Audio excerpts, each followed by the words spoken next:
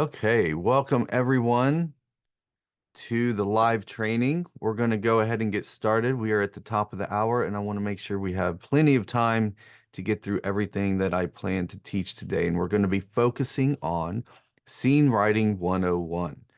So we're going to talk a lot about scene writing, why it's important, and what goes into writing a great scene. So I've been very much looking forward to this class. This is my favorite thing to talk about right now. And the stuff we're going to go over is stuff that I have found to be the most helpful in our workshops for our students. And so we're going to get in and get started here. So this is what we're going to be doing for about the next 90 minutes or so. We'll probably end up going over with Q&A, but if you have to go early, don't worry, I'm recording it. But we'll start with a quick introduction here so you know who I am and what we do at StoryGrid that I'm going to teach for a while. I'm going to tell you a little bit about our workshops and how they work, and then we will open it up for Q&A. So I tend not to stop and answer questions in the middle because I want to get through the training. So if you have any questions along the way, just feel free to make a little note on your end, and then I'll tell you when I'm ready for them, and you can drop them in all at once, and I'll start going through them. So I can't wait. The Q&A is often my favorite part, so I love answering questions, but I try to get them all at once. So, but make sure you write it down. I don't want you to forget your question. If you're wondering who I am, my name is Tim Grahl. I'm a writer and I'm the CEO of StoryGrid. I'm the author of The Threshing, Your First 1,000 Copies, and Running Down a Dream. And my next book, The Shithead, is coming out September 19th. Sean is finishing up the final line edits on that as I speak. I should actually have physical galleys in my hand in about a month. I'm very excited about that. But I am first and foremost a student of StoryGrid. I came in to StoryGrid as a fan. I read the book and got really excited about the book because I've been trying to be a writer for a really long time and was not making much progress. I ended up reaching out to Sean Coyne, the author of the book, the creator and founder of StoryGrid, and we started the podcast together. And we started working together. And as these things do, it grew into a business. And so now this is my full-time job, is getting to work on StoryGrid and help build StoryGrid and work with writers. And it feels like at 35 years old, I'm 40, almost 43 now, but at 35 years old, when I really started getting into StoryGrid, I found like, oh, this is what I've been looking for my whole life. And so, along with Sean and I have Danielle Kiowski, who's the Chief Academic Officer at StoryGrid University, and Rachel Arsenault, who is the Director of the Writer Mentorship Program. We also have lots of great coaches and editors that work with us as well. And it's just a really fun crew because we are hyper focused on helping writers learn the skills, write a book, and leave their legacy. This is what I want to do. This is the type of writer I want to be, is I want to get better at writing so that I can write something that I'm truly proud of and leave a legacy behind me. And then today we're specifically going to look at writing great scenes, and we're going to talk about why this is so important. But I want to just always start by going over what I promised to teach, because when you signed up for this webinar and decided to show up, it was because I promised to teach a few things, and I want to make sure that I actually follow through on that promise. And so I promised to teach the 6 things that every scene must have in order to work, the 3-step scene planning checklist that we use at StoryGrid to make sure we start our scenes off and they actually are off to a good start. And then the power of 10 rule and how it makes your scenes more exciting for the reader. And this is something I tend to say everything in here is my favorite. So just I'm going to say everything is my favorite eventually. So I'm really obsessed with this power of 10 rule right now. I think it's really exciting. So that's why I put it in here and I want to share it with you. But first, I want to talk about, I want to use a bit of an analogy here, and I want to talk about taking a road trip. So let's imagine that you decided you wanted to take the most epic road trip through the United States. And so you planned out everything. You're like, I'm going to stay at this boutique hotel this night, and then we're going to go see this thing the next day, and then we're going to drive to this next place, and we're going to stay there, and then I'm going to visit family, and you get it all mapped out. And so you spend a lot of time planning this out, this really epic long road trip that you're going to take. The only problem is you don't actually know how to drive. And so what happens is before you get out of the neighborhood, you just put the car straight in the ditch. And so all of that time you spent planning out this perfect, long, epic road trip just immediately goes out the door because you forgot this really important thing of to take a road trip, I have to be able to drive. And this is what we kept seeing at StoryGrid when people were turning in their manuscripts to us and we were looking at our manuscripts. And this is what was happening with my own manuscripts, which is I would have this really fun, great idea for a book. I would sit down and start writing it, and I would get to the end, and then I would look back at it, or I'd show it to somebody or show it to an editor, and I would realize that I pretty much just put the car in the ditch from the first line and I wasted all of this time writing this book that's never going to go anywhere. And so when we look at a book, when we look at what a book actually is, so if we just look structurally at a book, well, it's just a series of scenes that add up to a full story. And so a book is just a collection of scenes, just like a road trip is a collection of stops that you're trying to make, but you actually have to be able to get yourself to the next stop. A book is just a collection of scenes that constantly move the book forward. And so if we put these things side by side and we look at a book and then we compare it to just an individual scene, what's interesting is they have a lot in common. So when we look at a full macro of a story, we have to have the five commandments of storytelling. And if you don't know what some of these things are, I'm going to explain them in a minute. But we have to have the full five commandments of storytelling in your story. Well, you also have the five commandments of storytelling in a scene in order to make a scene work. Well, to look at a big story and we look at everything moving in a big macro story, we have to have clear objects of desire for our characters. Well, it turns out to make a scene work, you got to have the same thing, objects of desire. This goes for value shifts, this goes for world building, and this goes for character development. In order to have a great scene, you have to have all five of those things. Well, that's also stuff that you have to have in order to write a great book. But obviously, there's some differences too. A book takes a really long time to create, right? So we're talking months at minimum, years is probably normal to complete a book we're really proud of. And yet, to write a scene, a few days at most to complete a scene, right? You can do it pretty quickly. And then if we look at a full book and all the moving pieces that go into a book, it's extremely complex to make all these things work together. Where even though there's some complexity to a scene, they're much more simple to create. There's not as many moving pieces because it's all encapsulated in one scene. And I see that some people are asking about the slides. I'm going to share the slides as well. I want you to feel free to just take notes and pay attention. I'm going to send off the recording and the slides after the fact. So, yeah, so we see there are some differences and there's a same. But when we're looking at scenes, it's much easier to practice scenes, well, because they're much shorter and we can create them a lot faster. And at the same time, if we practice scenes and get really good at them, we're also building a lot of the same skills we need to write an entire book because the same things show up in both of those. Now, I'm going to come back to this idea of practice a little bit later, but this is why we at StoryGrid have realized, and we've done this because of my own writing and all of our students' writing, is like, let's focus first on scenes. If we can learn to write really, really great scenes, when it comes time to actually write a full novel, everything gets so much easier. Okay.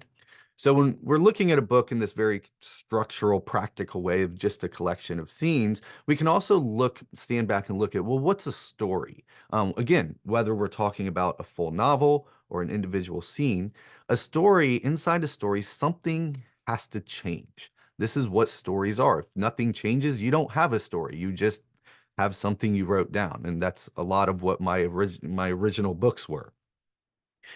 But then we ask, well, what changes? What is actually going to change? Well, we have to have a value that shifts. We have to have something where we start with love and we end with hate, or we start with injustice and we end with justice. There has to be some sort of fundamental human value that changes over the course of our story. Again, whether we're talking about a scene or a full book. Well, how do we know if a value changes? How do we know a value changed? And this is where we come into the five commandments of storytelling. And this is the first thing we look at when we're looking at scene writing is it has to have the five commandments of storytelling.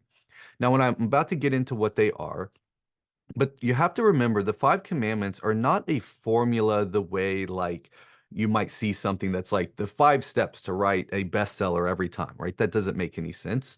Um, the five commandments of storytelling are much more like E equals MC squared, right? So Einstein did not discover energy. He created a formula that helped us understand how energy works. So the five commandments is how change happens. So I've actually, since getting so involved in StoryGrid, I've started noticing when I'm going through the five commandments in my own life, is I start realizing like, oh, this is the crisis right here. And so five commandments are how we track change. So when we're looking at a scene and writing a scene that works, something has to change. And the way that we ensure something changed is that there's a full arc of five commandments of storytelling. So the five commandments, and I'm going to go through them really quickly now, and then we're going to step through each one, are the inciting incident, the turning point, progressive complication, the crisis, the climax, and the resolution. So let's go through each of those. And then I'm going to give you an example of how all of these things actually work. So the inciting incident is a ball of chaos that spins into the story and knocks the protagonist's life out of balance. So your protagonist is going about their life, and it doesn't mean your protagonist is just sitting still waiting on something to happen. They're actually doing something, and the biggest thing is that they think they know what's going to happen next, right? They drive this way to work every day, so they assume they're just going to get to work, or they wake up and this happens every morning. So they assume that's going to happen every morning, and then something comes in and knocks that plan off balance. Now, most of the time, this is a negative thing, but it can be negative or positive. It can be, if it's negative, it's something like a cancer diagnosis or a threat of a nuclear bomb. But if it's something that's positive, it could be a potential love interest comes into the life or a job offer comes into your life. So whatever it is, your life, the protagonist's life is going in one direction and something comes in and messes up whatever they had planned next. Then they start pursuing an object of desire, which I'm going to get to in a second, and it reaches this turning point. The turning point is when the protagonist realizes they're not going to get what they want.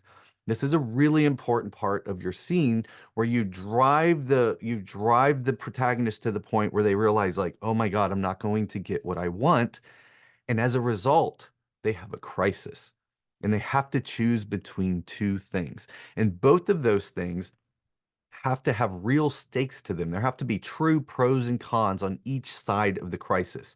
So the crisis is the protagonist going to do A or are they going to do B? And if they do A, they get something, but they lose something. And if they do B, they get something, but they lose something, and they have to choose. And the climax is when the protagonist acts on that choice, where they choose the door and go through it. They choose which side of that crisis they're going to do. And then the final commandment is the resolution. And this is what happens as a result of the protagonist's choice. What do the other characters do? What happens in the world around them as a result of that choice? So again, it's the inciting incident, the ball of chaos that spins into the protagonist's life and knocks their life off balance. It's the turning point when the protagonist realizes they're not going to get what they want, which leads to the crisis, which means there's two choices they're trying to choose between. The climax when they make the choice, and the resolution. And I want to just pause here because I'm going to keep coming back to this idea of the climax. A lot of times people ask us about character development. How does character development work inside of StoryGrid? Well, the climax is where we see character development actually happen because it's where your character actually shows who they are. And I'm going to come back to that in just a few minutes. Okay, so we have the five commandments. Now let's talk about objects of desire. So I told you there had to be six things in your scene for them to work. Five of them are the five commandments, and the sixth one is the objects of desire. So let's talk about what objects of desire are. So first and foremost, they're what your characters want. Your characters have to want something, and they have to be actively pursuing that thing. This is what drives the conflict in your story. Without clear objects of desire, your story will have no conflict. Your protagonist won't really be doing anything. Your other characters will kind of be acting randomly, and round we go, and we have writing that doesn't work. If you've ever been writing and then you read back through it and you're like, I think just random stuff is happening in this scene, and I have my protagonist going here, then over there, and then this character does this. It's because you've messed up your objects of desire and you don't have clear objects of desire that your characters are actively pursuing.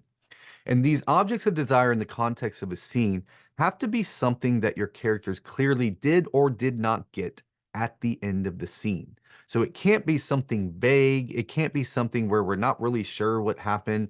It has to be something where at the end of the scene, your protagonist either got what they wanted or didn't get what they want. And that has to be super clear. And now this is a big one we've discovered as we've looked at all of these scenes in our workshops and as we continue to study masterworks inside of StoryGrid, is that everything your characters do, so all of their actions and all of their dialogue, must be in pursuit of their object of desire. This is, I'm not going to go too deep into this because of time in this particular training, but when, you hear the idea of like shoe leather, like all this stuff in your scene that's just moving characters around, or this really vague, unhelpful advice of like, just cut out the boring parts. This is what we're talking about. This is actually what that means is anything where your characters aren't actively pursuing their object of desire, that's the stuff that should be cut out of your scene. So let's look at an example of how this works. So each character in your scenes have to have a different object of desire. Even if the characters are friends, even if they seem like they want the same thing, they have to want it. They have to have a different object of desire, and they have to have a different object of desire in one of two ways in the context of a scene. So the first is that they just clearly want something different. So I was out to lunch with a friend a while back, and I was trying to explain this to him, and he wasn't quite wrapping his head around it. And I said, "Okay, let's imagine I came to this lunch, and I wanted you to let me borrow $50,000. Do you want to let me borrow $50,000?" He's like, "No, I don't want to let you borrow $50,000. I was like, "And now we have a scene because I want you to give me $50,000 and you want something different. You don't want to give me $50,000. Now we have conflict. I can write a scene on that." Okay. The other thing that it can be different on is they can want the same thing, but they're going about it in a different way. So let's just look at an example together. Let's imagine we have a criminal in a interrogation room, and his goal is don't confess anything. Don't say anything. Don't confess anything. I'm going to sit here quietly. And then we have a cop in the room. Well, he wants to get the criminal to confess. So they want different things, right? So the criminal doesn't want to confess, and the cop does want him to confess. And by the end of the scene, one of those things happened. Either he didn't confess or he did confess. It's going to be super clear. Now let's put a third character in the room. Okay, we're going to put another cop in the room. But if the cop just wants to, get the criminal to confess the exact same way that the first cop does, there's no point in having a third character in this scene. There's not going to be any tension between those characters. So we're going to put some tension between these two characters on the how level. Okay.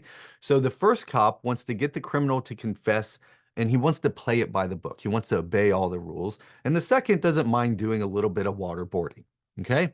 So now the two cops want the same thing. They want to get the criminal to confess, but they want to go about it in different ways. And so now we have lots of fun conflict between all the different characters, and we can write a scene where all the characters have some conflict going on against each other. And when you're writing this scene, you have to make sure that everything each of the characters are doing is pursuing their object of desire. And so each of those cops is trying to get the criminal to confess the way that they want to get the criminal to confess and not the way the other cop wants to get the criminal to confess. Okay.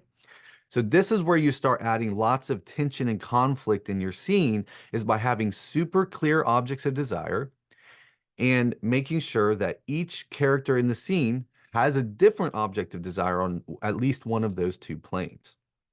So now let's talk about this specificity around your object of desire, of having a clean, concrete object of desire that we know will happen or not happen by the end of the scene. Because I've seen this in our students in our students writing, that this gets really hard. It can feel very vague.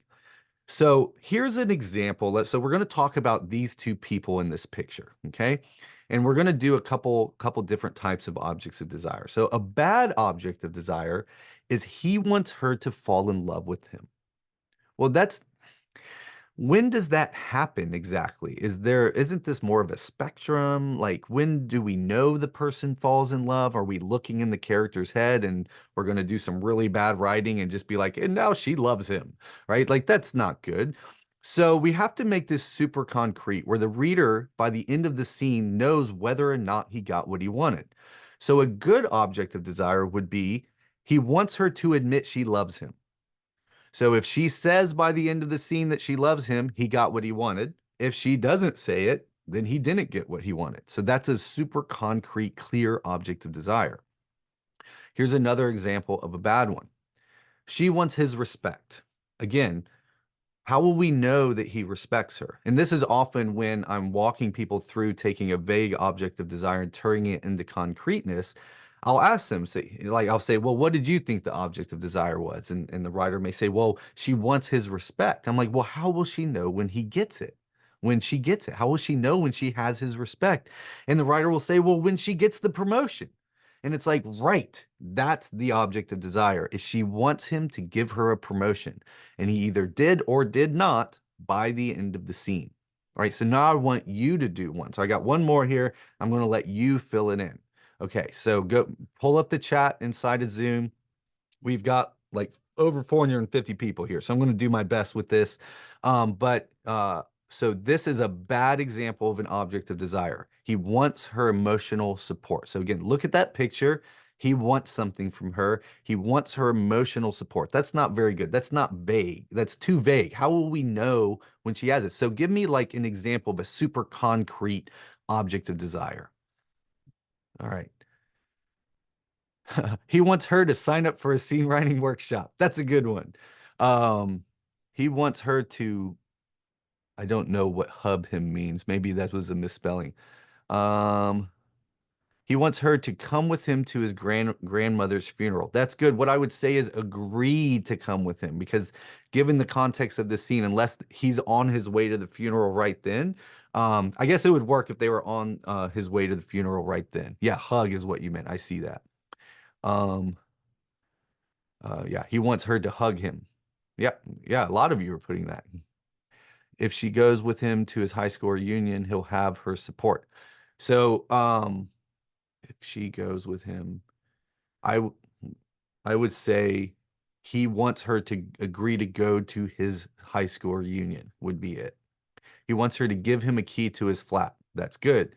She offers to go with him to the meeting. So we're putting it in terms of what he wants. So he wants her to agree to go to the meeting with him. Yeah, these are really good.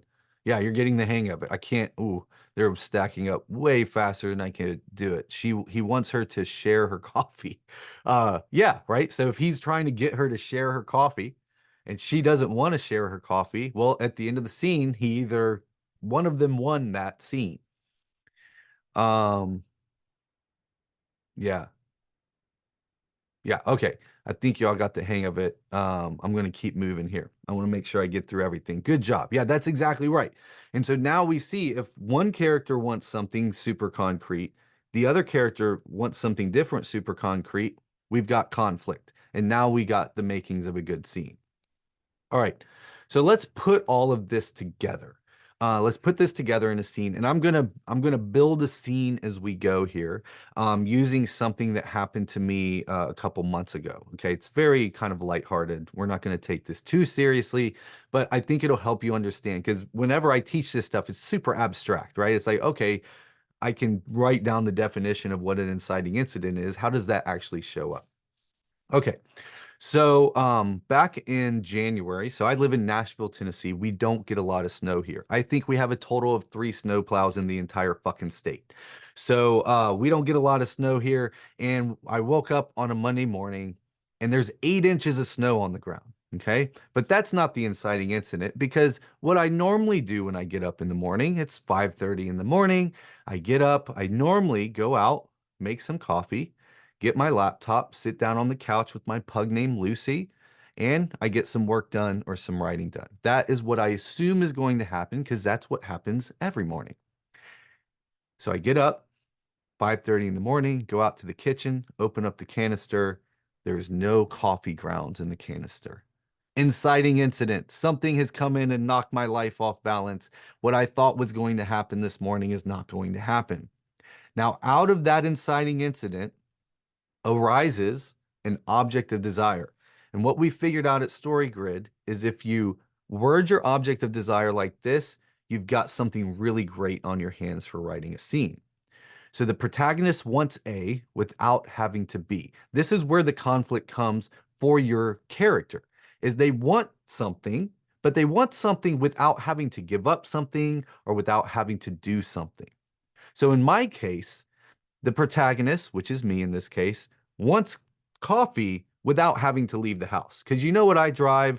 I drive a Toyota Prius. You know a car that's not known for navigating 8 inches of snow well, a Toyota Prius. Okay. So I don't want to have to leave the house in the snow to go get coffee. The protagonist wants A without having to B.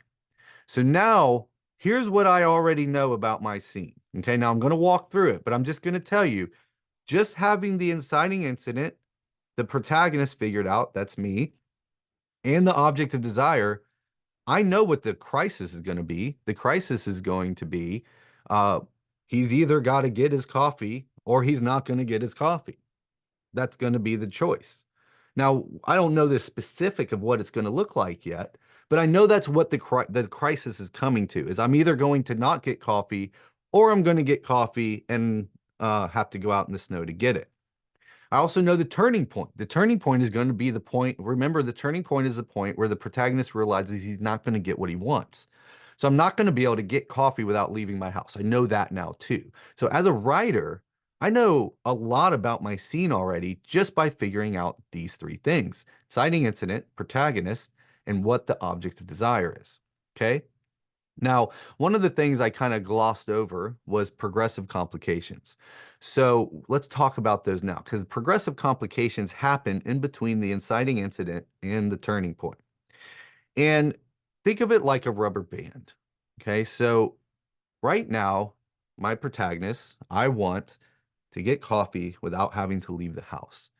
And the inciting incident is there's no coffee grounds in the coffee thing. So I think, well, you know where we keep extra coffee is in the pantry. Okay, so if I can go in the pantry and find some coffee, cool. Well, first of all, we don't have a scene, but I would be happy, right? And so I go and I check in the pantry. There's no coffee there. Okay, so now that rubber band between A and B of getting my coffee without leaving the house, it gets stretched a little bit.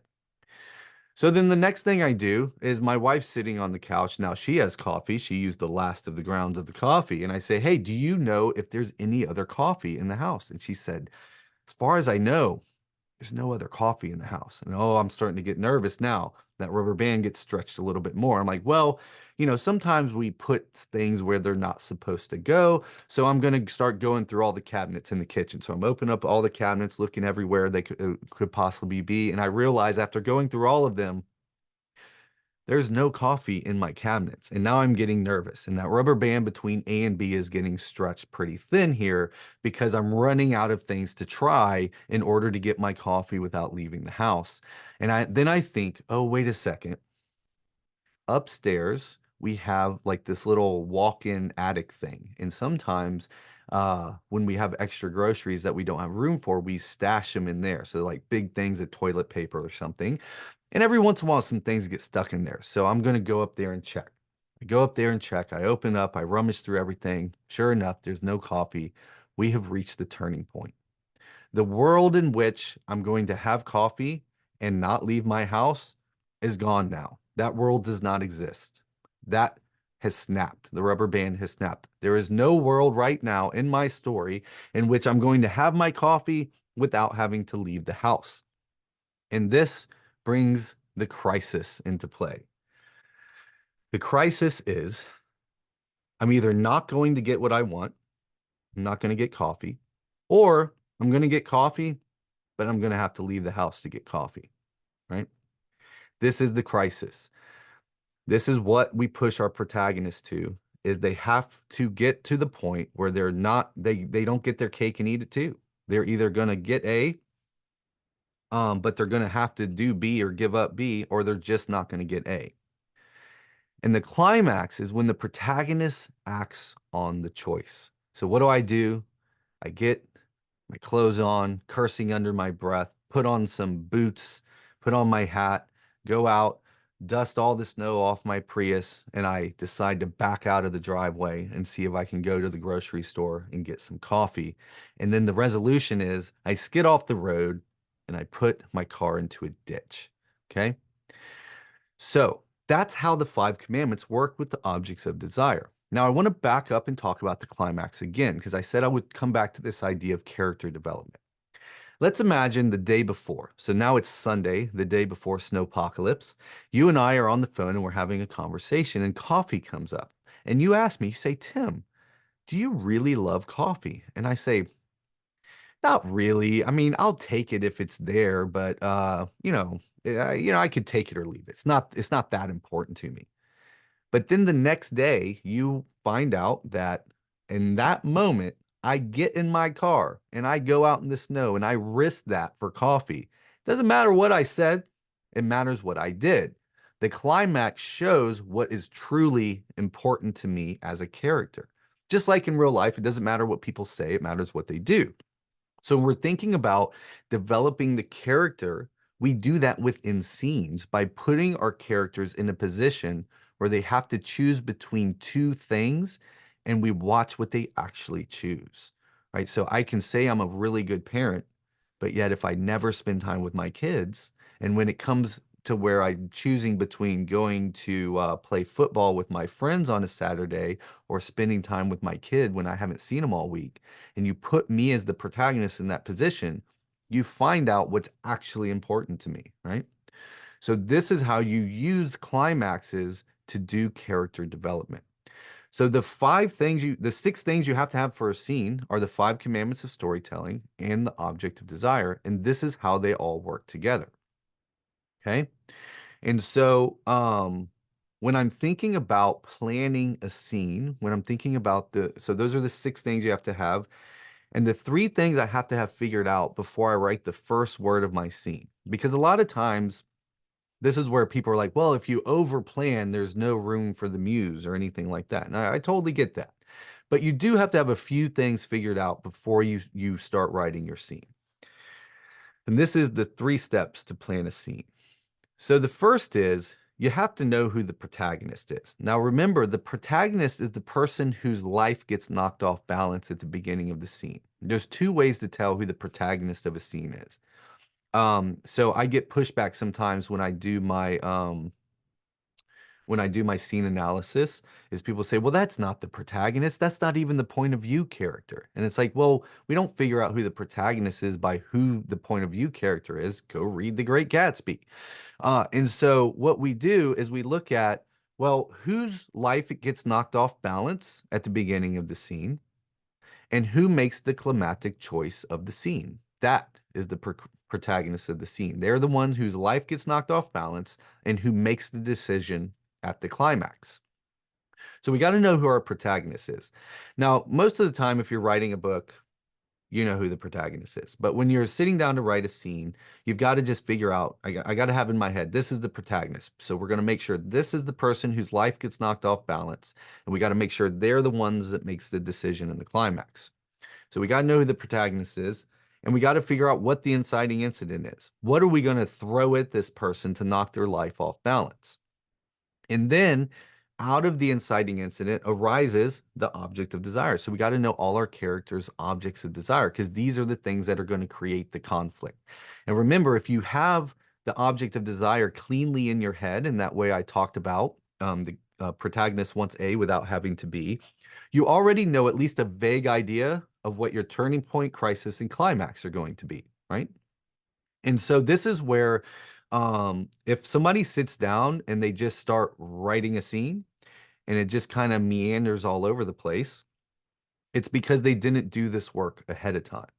So if you know the inciting incident and then you know the object of desire, you can be vague on exactly how the crisis is going to come up and exactly, you may not even know which choice your protagonist is going to make yet, but you know it's going to be between one of those two choices in your object of desire. And so this is how you take your scene from becoming this random mess and just by sitting down and writing and corralling it in, but not corralling it in to the point where you can't actually like listen to the characters and listen to the muse and kind of follow your way. It just gives a general direction of where your scene's going to go so you don't meander and get lost in the woods. So I do this. So when I was working on my book and I would get to the next scene, I would think through who's the protagonist, what's the inciting incident, what's their object of desire. Okay, I've got that locked. Now I can start writing because I know a general direction of where my scene is going. Okay. So now I want to give you, I want to talk about this idea of the power of 10, because this is what will take a working scene. So a working scene has the five commandments and objects of desire, and it makes it so much better. So the power of 10 is really strong in taking a working okay scene and making it so much better. Okay. So I was working on this scene for my book. This is now about a year ago. And I wrote this scene that was a fight between a husband and wife, an argument. And so I wrote it. And now, you know, all books are somewhat biographical. And so I showed the scene to my wife and she read it and she's like, this is not very good. She's like, this is just like two people having kind of a vague argument. And I'm like, yeah, it's an argument between a husband and wife. It's realistic. This is how we argue. She's like, yeah, but it's not very interesting. And I was like, okay, so how do I make this interesting? So I started thinking, I'm like, and what she said to me is she goes, that's how I reacted in real life. That's not how I wanted to react. I was like, oh, okay. So if I start thinking about how our characters actually want to react, and then I let them, now what does that look like? So I was like, okay, instead of it reaching a point where they just kind of end the argument, I'm going to have her physically attack him, start slapping, smacking, pushing him. I'm like, because if you've been in a relationship for any period of time, you've definitely wanted to do that to the other person. Doesn't mean we do, but we want to, right? So what's great about writing is we can, right? And I was like, okay, how can I like turn it up even more? Like, how can I get even more out of this? I'm like, okay, I'm gonna make him naked, right? Because now it's even worse, is he's being attacked while he's naked. Well, where are you naked? In the shower. That's a pretty dangerous place to get attacked because it's slippery in there. And so I have her start attacking him in the shower and pushing him, and he slips and he slams his head into the wall. And so now I wrote that scene and I showed it to my wife, and she's like, there you go. Now you got something. And so I took the same scene, which is just an argument between a husband and wife, and I just kept ratcheting it up more and more and more. And here's the way that I think about this. Here's a picture of a beautiful field of flowers. All right. So if you're not looking at your screen, pull up your screen right now because this is a visual representation here. So I've got a beautiful field of flowers. Okay. Now I'm going to turn up the contrast and the saturation and a few other things. Okay. Now look at the right side of that picture. And I want you to really stare at it. Uh, notice the reds, the blues, the purples, how bright the green is. Now this is the same picture. It's real, but not really. It's almost like hyper real. Everything is just turned up to a 10. Now, so stare at this picture. Like I want you staring at it. Right? You're looking at it, you're taking it in. And now I'm going to go back to that old picture. Looks a little dull, doesn't it? Like it went from when you first saw the picture of like, oh, this beautiful picture of flowers to like, oh my gosh, this like There's like this film over it. Okay. So keep that in mind. I'm going to come back to that. So when I'm thinking about the power of 10 rule, there's some ways that I do this whenever I'm thinking about my scene. So Sean has talked about this for years on the podcast, and one of the rules of thumb is you got to come up with 10 ideas for what to do with your scene before actually deciding. Because your first two are going to be boring. Your next three are going to be cliche and probably stole from something you've already written or already read. And then it's going to get harder to think of things. And by the 10th one, you might actually have some interesting ideas. And James Altucher talks about this a lot about coming up with 10 things. And if you can come up with 10 easily, then do 20, right? You got to go until like you're really thinking hard. So this is just one way is like constantly think of like what you could do in your scene. But what I found is this can be a bit directionless and you can come up with all kinds of random stuff. So what I've started doing, I do this, but I do it and I think about turning the internal desires of my characters into external actions. Okay. So I think it was last month, Sean and I did this thing on the YouTube channel where I wrote a scene and turned it in. And the first scene was okay, but it had this power of 10 problem. It was just kind of cute and boring.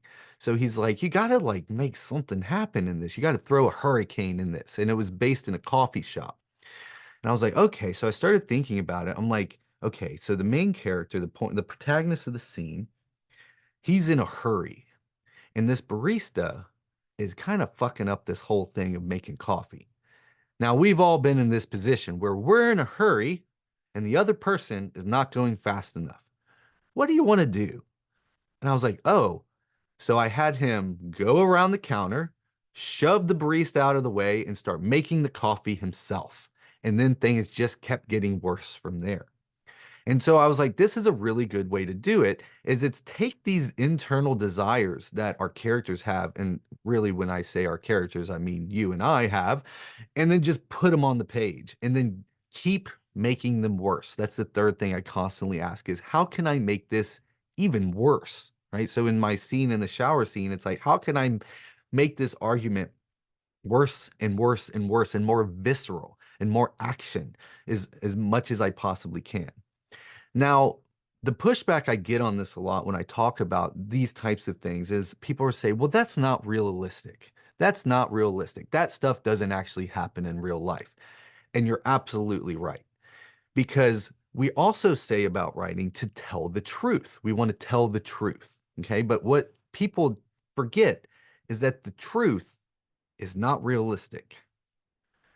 The truth, when we use that word truth, we're talking about internal truth. We're talking about things that go on inside of us, right? This is why so many of us are drawn to writing, especially fiction, is we want to take these internal things that happen to us that were kind of boring externally. Like if you just watched you go through it, it probably wasn't that interesting. And we want to write something that's super interesting, that takes these horrible internal things and actually externalizes them and makes people watch them. So the power of 10 rule is all about turning up that saturation, turning up the contrast on your scenes, coming up with 10 different things that you could do, externalize the desires into actions, constantly be asking how I can make this worse for my characters, especially the protagonist, and then realize this is what actually makes your writing feel truthful. This is what makes your writing feel real is by taking truth and putting it on the page. It's not necessarily realistic in real life. If we wanted real life, we wouldn't be reading books in the first place. All right, so how do we pull all of this together? What does this look like in the real world? So if I take everything and I sum it up and I give you a process for how all of this works together, the first thing you want to do is plan your scene. And that's where you do the three-step process. Who is the protagonist? What is the inciting incident? And what are the character's objects of desire? And specifically the protagonist. And you want to write it down in the way I said, the protagonist wants A without having to B. And I suggest you write these down. I have these giant 4x4 post-it notes. And before I write a scene, I write down the three things. So I have them right there the whole time I'm writing. Okay. Now you have who the scene's about, how we get the scene off started, and a general direction of where the scene's going. but still plenty of room to write as things come to you. And then write your scene. And the thing I super focus on when I'm writing is just getting all those five commandments on the page. How do I get the five commandments on the page? I want to make sure I push my protagonists. They try lots of stuff that fails, and I push them to the point where they realize they're not going to get their object of desire. That's the turning point. And then they have a crisis, they make a climactic choice, and then something happens as a result. And I just write the scene. And I tend to, when I write, I think this is pretty different for everybody. I tend to piece my scenes together. They almost never come together linearly, where I just sit down and write word and go down. I tend to like write a little bit, go back and add a little bit, write a little bit more, go back, delete and add something. And I just kind of piece it together because I'm thinking of the object of desire, making sure my characters are constantly pursuing what they want in every action and piece of dialogue, and that it's progressing in the right way. So if that's you, if you write linearly, that's fine. If you feel like you're doing it wrong, if you're piecing it together, you're not. That's how I do it too. Now I'm going to tell you, the version you just wrote is probably not very good. Okay, it's probably fine. You probably got the big pieces in there, but now we got to edit. And so I tend to give some time between my first draft and the edit. And I go back and I start looking at, okay, are all five commandments there? Can I pick out clearly the five commandments? If somebody read my scene, would they be able to pick out the inciting incident, turning point, crisis, climax, and resolution? Are my objects of desire for my characters clear? And are every action they take and every piece of dialogue they speak in pursuit of their object of desire? And then this is where I really turn on the power of 10 rule. I step back and I say, okay, how can I make this worse for my characters? How can I turn this up? What are like more ways that I could do this? And I come up with more ideas of how I could do the climax or how I could push the turning point. And I'm constantly thinking about how I can take what we would normally want to do internally, but our frontal lobe stops us from doing that, and just have our characters do it on the page. And then based on that, I rewrite the scene. And that tends to be the version that I turn over to an editor and I get feedback on from somebody. Okay, so that is the process. That's the process I go through, and I recommend our students go through when they're writing a scene. Is plan it out, write your scene, give it a minute, a day at least, go back and edit it, looking at it through these lenses, and then rewrite your scene based on what you find.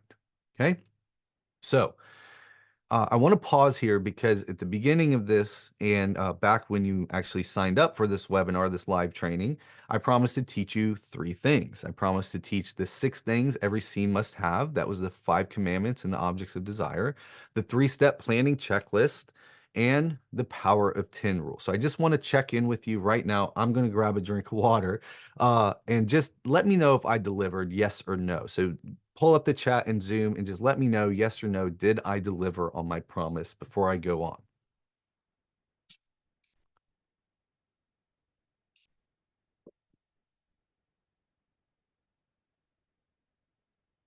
All right. All right, so again, there's like almost 450 people, so I'm just going to go through these really quick here. Yes, yes, yes, yes, yes, yes, yes. Seeing lots of yeses, lots of I delivered phenomenally. Sorry for the adverb, Mr. King. All right, well, I got a whole opinion on adverbs too. Yeah, great, great, great, great. Definitely. Yes, yes, yes, yes. Fantastic. All right, I'm scanning through these. I'm seeing good emojis too. I love emojis. I feel like I'm much too old to love emojis, but I love them and use them constantly. All right. All right. Fantastic. Great. Okay. So now I want you to think about what's next at this point. So if you take this and go and do this, it's going to make you a better writer. It's going to definitely make your scenes better. And again, if you practice this at this scene level, it's going to help you eventually write a full novel because you're practicing all of these skills that you're going to need for the whole novel. And this is where I like to talk about skills because it's really surprising to me because I talked to tons of writers. I actually did some back of the napkin math, and I've had one-on-one conversations with at least 500 writers over the last like 16 months. And so, one of the things that always surprises me is there's still this general belief that like writing is magic, um, and it's not skill development. And yet, in pretty much every other creative endeavor, there's this base understanding that you have to learn skills before you get to do creative stuff. I got to learn how to play my scales and play chords and strum a guitar. I've got to learn how to actually put paint on a canvas in a way where it turns into what I see in my head. And yet, when it comes to writing, a lot of people just are like, hey, you just write and write and write, and magically one day you're writing something beautiful.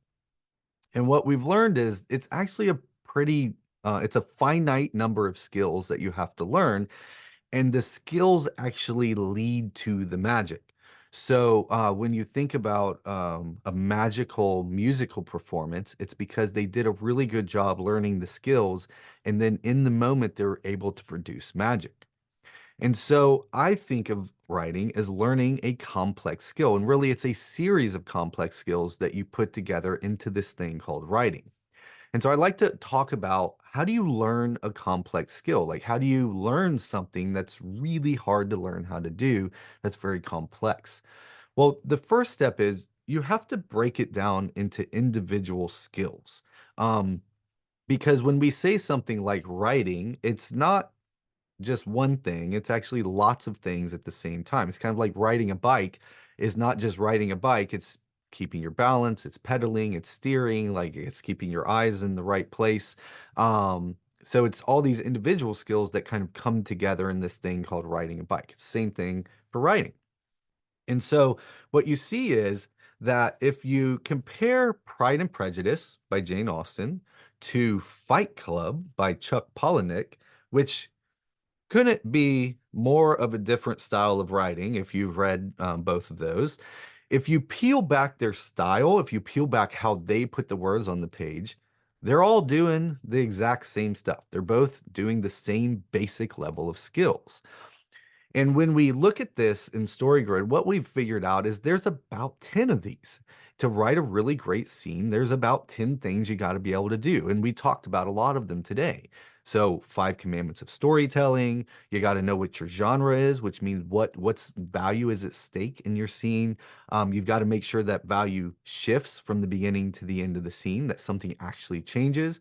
You got to know how to start your scene in the right place so that you don't start too early or too late. You've got to have clear objects of desire. We talked about that for a few minutes. You got to make sure your characters are acting consistently throughout the scene. That comes back to objects of desire too. You have to have interesting and believable dialogue, a compelling protagonist, well-timed exposition, and develop your setting. And so there's all these different skills that you have to learn inside of writing. So you start taking this idea of writing a scene and you start breaking it down into these individual skills. So first, you've got to do that. And then you've got to do deliberate practice. And for this idea of what deliberate practice is, I went to my friend James Clear's website and I pulled up his beginner's guide to deliberate practice. And I highlighted what I think are the most telling parts because there's practice, normal practice, what people think of practice, and then there's deliberate practice. And those are two different things. So, deliberate practice is purposeful and systematic, and it requires focused attention and is conducted with the specific goal of improving performance. So, it's like focusing on a skill and getting better at that skill. So, in the beginning, showing up and putting in your reps is the most important thing. And this is what I think of like writing your 500 words a day or 1,000 words a day or doing NaNoWriMo. It's like, okay, you're going from not writing anything to writing something, but what you realize is just churning out the words, and you look back, and 6 months have gone by, a year gone by, 2 years have gone by, and you're not actually getting better because you're just missing the same errors over and over. And so it becomes this kind of mindless activity of like, I'm just getting my words down, I'm just getting my words down instead of deliberate practice.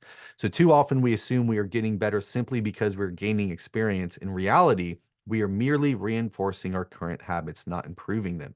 And this is what we've seen show up over and over as we've worked with writers is like some of them have been writing for years and years, and we're just seeing the same fundamental mistakes that they've been making forever.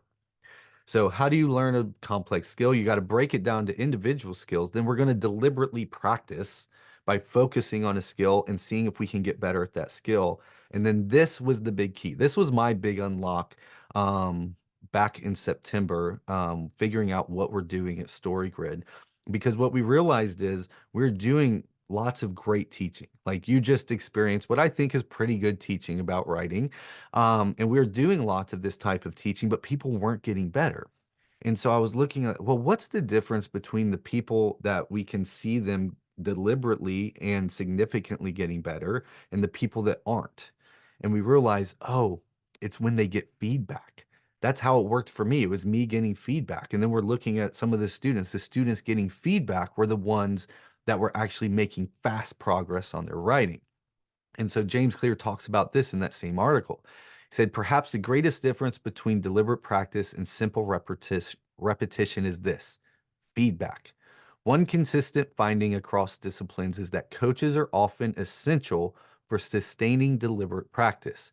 In many cases, it is nearly impossible to both perform a task and measure your progress at the same time. So when we're looking at how to learn a complex skill like writing, you got to break it down to its individual skills. You got to do deliberate practice and you got to get feedback.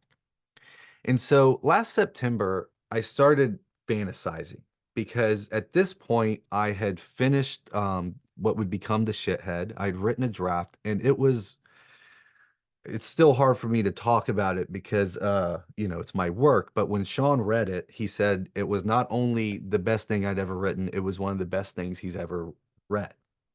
And so I had I was turning the draft into him. And I started thinking back over the 2 decades that I'd been trying to learn how to write something that was halfway decent. And I started fantasizing about what I would do if I could go back and start over. What would I do if I like started back in my 20s and like actually took it seriously? Well, how would I do it differently to shrink 20 years into something significantly less than 20 years? Not, not like overnight, but at least shorten that time.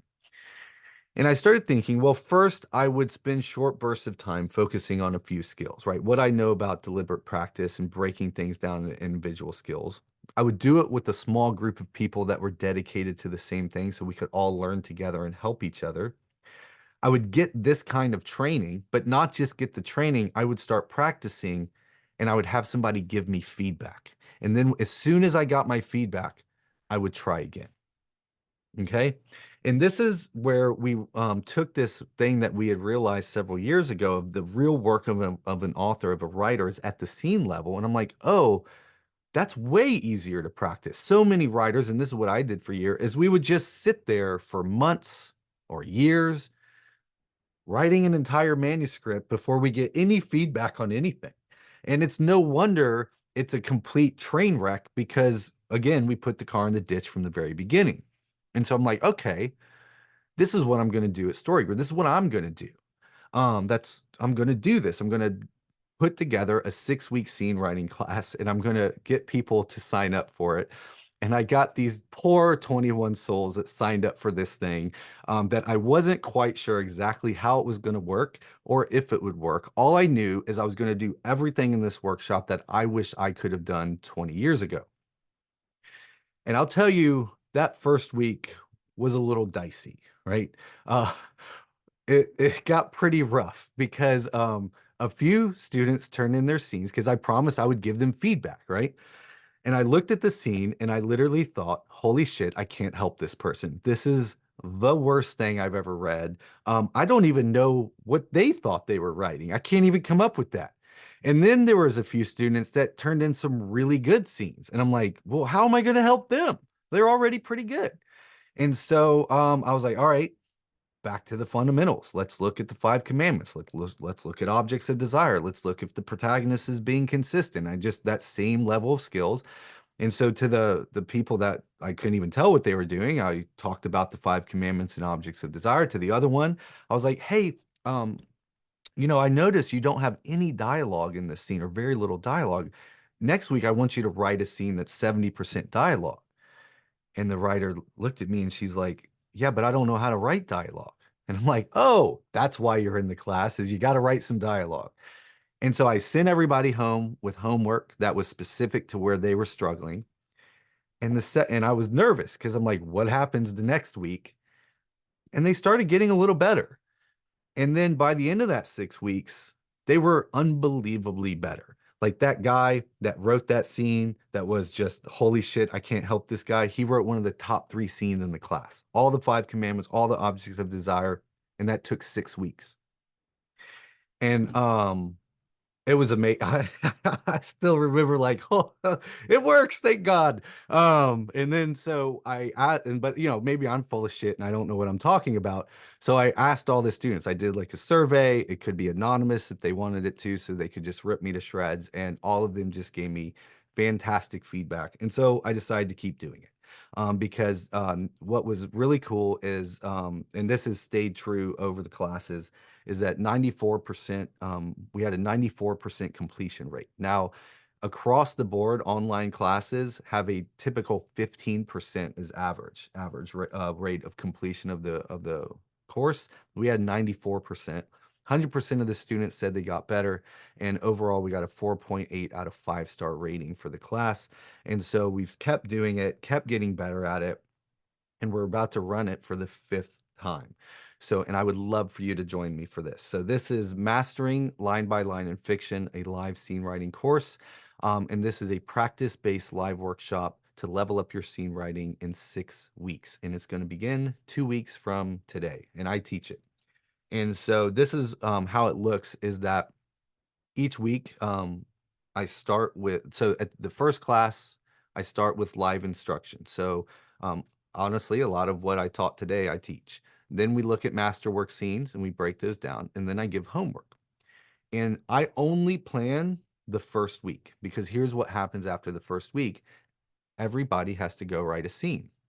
You turn in the scene, and then you get paired up with a story grid coach that looks at your scene, and they're going to give you specific feedback on what you did right, what you did wrong, and then they give you homework for next week because they want to push you in a direction so you could get better.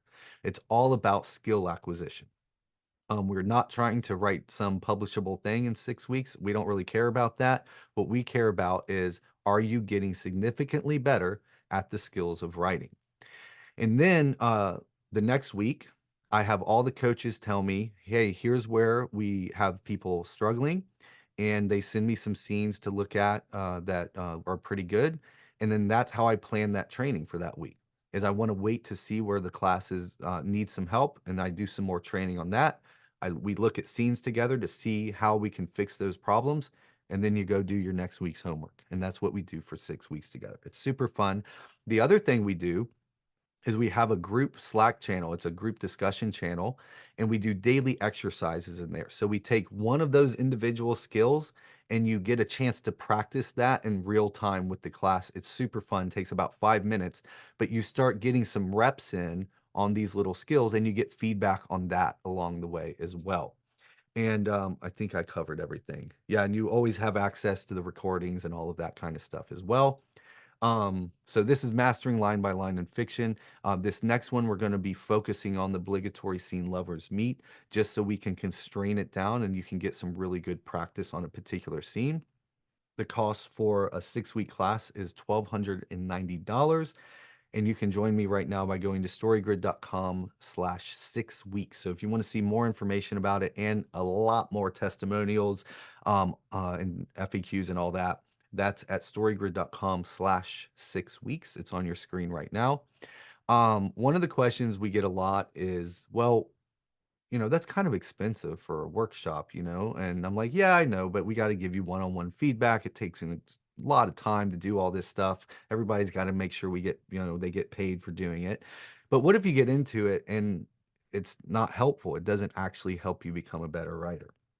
So if you get to the end of the 6 weeks and you feel like you have not significantly and demonstrably improved as a writer. So when I mean significantly, I mean you got to feel like you significantly got better. I want you to ask for your money back, because too many people in this industry are taking people's money with big promises, and then they don't really care if you get better or not. And so if you get to the end and you didn't significantly and demonstrably improve as a writer, you ask for your money back. And the only question I will have is, did you do the homework? And as long as you did the homework, you get your money back. So as long as you lean into the process, because we only have 30 spots in each class. So I want to make sure when people sign up, they're actually writing their scenes each week. You get your money back. We haven't had to do it yet, but we will at some point, I'm sure. So we have 30 spots available, and there's two ways that you can get into the class. The first one is to fill out an application. We don't have like a super stringent policy. I'm mostly making sure sometimes people put in there like, I'm going to write my whole novel in this 6 weeks, and then you're going to give me feedback on it. I'm like, no, no, no, no. That's not how this works. So just fill out an application, or if you get to the end of this and you have more questions, I'm happy to talk to you. You can schedule a call and you'll with me, like, so you'll go on my calendar, pick a time, and we'll have a half hour together, and I can answer any of your questions. Um, Real quick, some questions people have about the class. Um, the weekly meetings for this particular one, again, it's on that page if you go to storygrid.com/6 weeks. But we meet every week for about 90 minutes on Tuesdays at the same time as this, so 2 p.m. Central, 3 p.m. Eastern, 12 p.m. Pacific. And if you can't attend live, we record everything and we get those up usually in less than 24 hours, so you can review them. Um, the practice assignments, we give you the first one and we try to constrain it. You can write whatever you want, but we constrain it down to a certain word count and a certain number of characters so that you can actually do that. And then each week you get specific homework just for you. So I only give class homework on the first week, and then in the future weeks you get you get homework based on where you need to improve. You'll get every week your scene will get analyzed and you'll get one-on-one feedback. So you'll get an annotated version of your scene back along with a video walking through what you did right, what you did wrong, and how you can improve. Um, I often get this question, can I use scenes for my work in progress? Yes, but make sure that the biggest thing we don't want you to be is emotionally tied to that particular scene. It's because, again, we're focused on skill development in these particular things because I want to build your skills to the point where you will now be better at writing for the rest of your life. So I want to get you the skill so that you can use the skill from now on. And so it's kind of like if you're trying to do woodworking and you got this new saw and you want to like practice cutting with the saw, you wouldn't practice with like the $80 piece of really nice oak. You'd grab some cheap pine and practice on that so that when you go over here and you are on something you care about, you won't mess up. So this is the scrap wood of the class. So you can use a work in progress, and if you have certain characters you want to use, as long as you understand like we're probably going to rip it to shreds. Um, do you assign a specific scene I have to write? No, we're going to give you some prompts if they're helpful, but if you already have an idea you want to write, we want you to write whatever you want to write. It doesn't make a lot of sense to me that we would like force everybody to write a particular scene that they don't really care about. So we want you to care about the thing you're writing. Um, do you get group or peer feedback? Of all the things that happen in the writing world of training, and this even happens at the MFA and creative writing level, I do not know how this became a thing where you get all your feedback from peers or groups. Because if I'm in a class because I suck at writing, I don't want your opinion because you suck too. And I don't want to be in a position where I got to give feedback because I don't know what I'm talking about. That's why I'm taking the class. And so this is where all the feedback comes from trained experts on StoryGrid in that has gone through extensive training, and we also double check all the feedback to make sure it's really good feedback that you're getting. And then how do you sign up for the workshop? Again, you go to storygrid.com/6 weeks, fill out the application or schedule time to talk to me, and we'll get it figured out.